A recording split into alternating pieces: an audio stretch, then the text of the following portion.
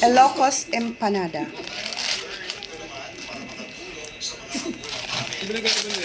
China tayo ng masarap. Ay, shit.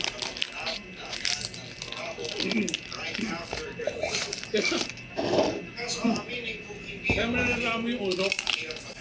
Kasi may smoky flavor. Pangatla.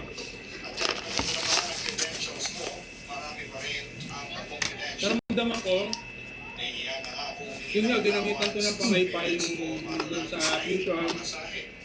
Dito, Jisoo Life. Sarap pala pag may Jisoo Life ang gamit. Hindi anyakaw. Parang naman sila masarap kasi press na inihaw. Okay pala sila doon sa smoky flavor na pinaglutuan. Tapos ano rin, parang sila masarap. Kasi kung saan nga may masarap ay dapat pinupuntahan. So malapit ka dito sa Marikina, dito ka pumunta. Kung malapit mo sa museum, puntahan mo si Palermo. Pwede na. Tuloy ko na yung kain ko.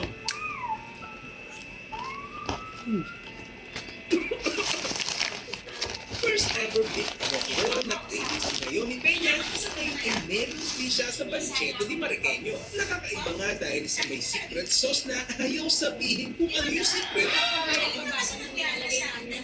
Konting sekreto lang. May toyo yan. May oyster yan. Eh sa uling ito niluluto. At but wait, there's more. Ginagamitan ito ng Jisoo Life at hindi pa may ang gamit pampabaga. So paano? Order na tayo. Allowance